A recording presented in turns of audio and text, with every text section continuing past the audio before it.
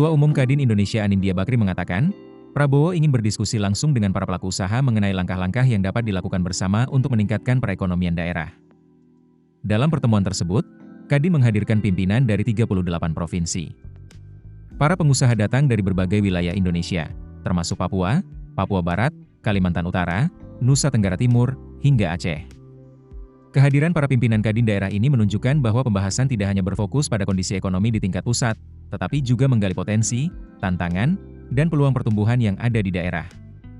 Selain pimpinan Kadin dari berbagai provinsi, sekitar 30 asosiasi dan himpunan dunia usaha juga turut hadir. Dengan keterlibatan berbagai sektor, diskusi diharapkan dapat menghasilkan masukan yang lebih luas mengenai kondisi dunia usaha serta langkah yang dibutuhkan untuk memperkuat perekonomian nasional.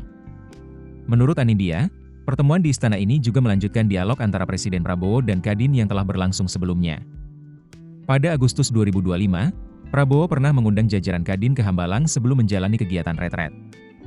Dalam pertemuan sebelumnya, Prabowo telah menyampaikan prediksi bahwa Indonesia akan menghadapi berbagai tantangan, baik dari sisi ekonomi maupun geopolitik.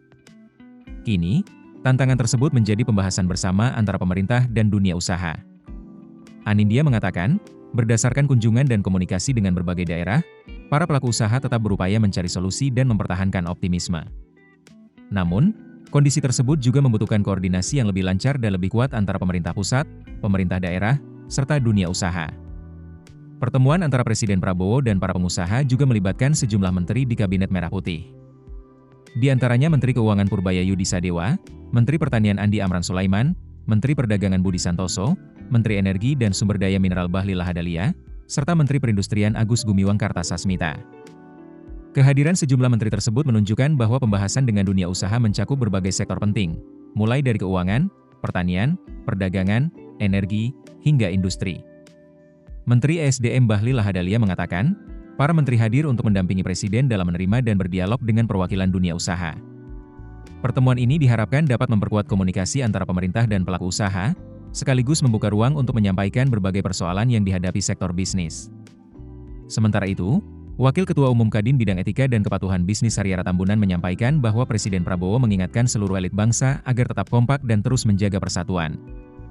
Pesan tersebut mendapat respons positif dari kalangan pengusaha. Menurut Haryara, dunia usaha harus menunjukkan sikap positif terhadap geliat perekonomian nasional.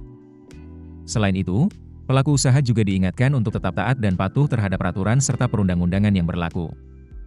Pesan ini dinilai penting, terutama ketika kondisi ekonomi global masih diliputi ketidakpastian.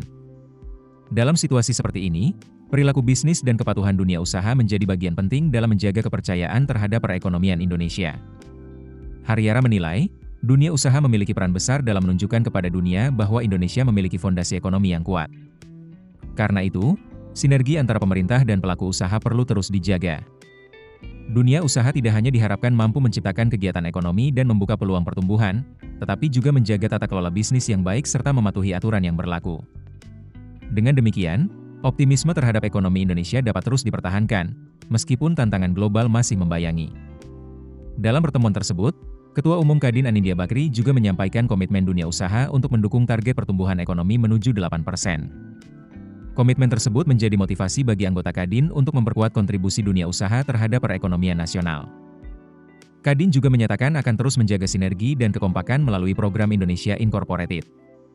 Melalui semangat tersebut, pemerintah dan dunia usaha diharapkan dapat bergerak dalam arah yang sama, termasuk dalam mengembangkan potensi ekonomi daerah dan memperkuat daya saing Indonesia. Download aplikasi Kontan sekarang di App Store atau Play Store.